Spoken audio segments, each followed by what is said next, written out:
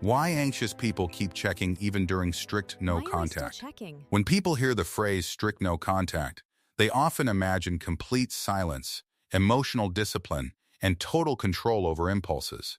Yet for someone with an anxious attachment system, that silence can feel less like peace and more like psychological pressure building under the surface until it demands release. Even when they know logically that checking messages, profiles, or updates will only hurt them, something deeper in their nervous system keeps pushing them back toward that familiar source of uncertainty. This is not a lack of willpower or discipline, but a learned emotional survival pattern that was built long before the breakup ever happened. Anxious attachment develops when emotional safety in early relationships feels inconsistent, where love sometimes arrives warmly and other times disappears without explanation, training the brain to stay alert for signs of abandonment. Because of this conditioning, the nervous system becomes hyper-attuned to relational signals, constantly scanning for reassurance even when none is available. So when no contact begins, the brain does not interpret it as healing, but instead interprets it as unresolved danger that still needs monitoring. What makes no contact especially difficult for anxious individuals is not just missing the person, but the loss of emotional predictability that the relationship, even a painful one, still provided in some form. The mind prefers painful familiarity over uncertain absence because uncertainty activates the same stress pathways as physical threat detection. So checking becomes a form of temporary regulation, where even negative information feels better than complete emotional silence.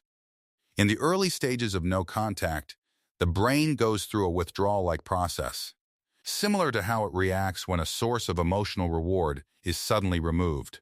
Every urge to check a message or profile is the nervous system trying to restore a familiar dopamine loop that used to provide small bursts of hope or validation.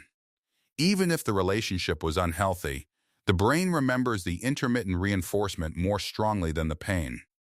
This is why anxious people often experience what feels like an internal split during no contact, where one part of them is committed to healing while another part is desperately searching for connection cues. The checking behavior is not coming from logic, but from the emotional brain trying to reduce uncertainty in the fastest possible way. And in moments of emotional activation, uncertainty feels more unbearable than disappointment. Another powerful driver behind checking behavior is the imagination loop, where the mind begins to fill silence with scenarios, assumptions, and fears that feel increasingly real over time. Without new information, the brain does not stay neutral. It creates stories to explain the absence, often leaning toward worst-case interpretations. Checking becomes an attempt to interrupt those internal stories, even though it usually ends up feeding them instead. There is also a deeper emotional need underneath the behavior, which is the need for relational repair that never fully happened.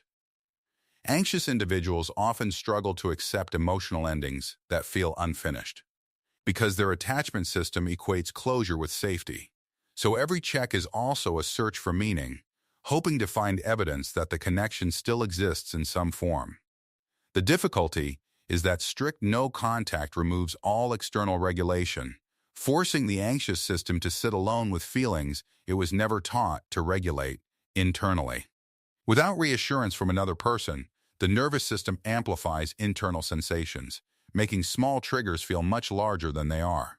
This is why urges to check often come in waves rather than steady patterns, intensifying during emotional peaks. Social media and digital access make this process even more complicated, because they create the illusion that information is always available if you just look once more. The brain treats this accessibility like an open door, even when the conscious decision is to stay away.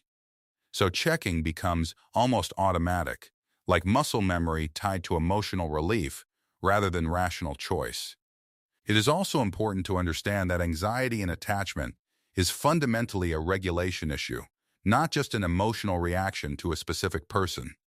The other person becomes the trigger, but the deeper issue is the nervous system's difficulty in self-soothing under emotional stress. So when no contact removes the external source, the internal system struggles to stabilize on its own. Over time, this creates a cycle where checking temporarily reduces anxiety, but then increases it again, reinforcing the behavior through short-term relief. This is how emotional habits form, not through intention, but through repeated reinforcement under stress conditions. And the brain always remembers what reduces pain fastest, even if it causes more pain later.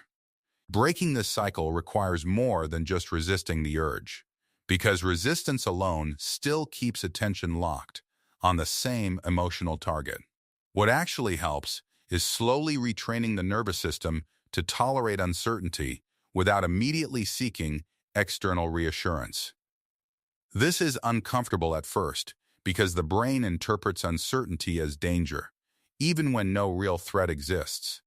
As time passes in no contact, something important begins to shift internally, where the intensity of emotional urgency slowly starts to lose its grip. The mind begins to learn that not every emotional wave requires action, and not every thought requires investigation. This is where real emotional independence begins to form, not as instant freedom, but as gradual internal stability. Eventually, the checking urge becomes less about the other person and more about the person learning to sit with their own emotional state without escape behaviors. And in that space, something powerful happens. The nervous system starts to realize that survival does not depend on constant external updates.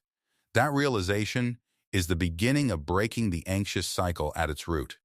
So when anxious people keep checking during strict no contact, it is not a sign of weakness, but a sign of a nervous system trying to find safety in the only way it currently knows how.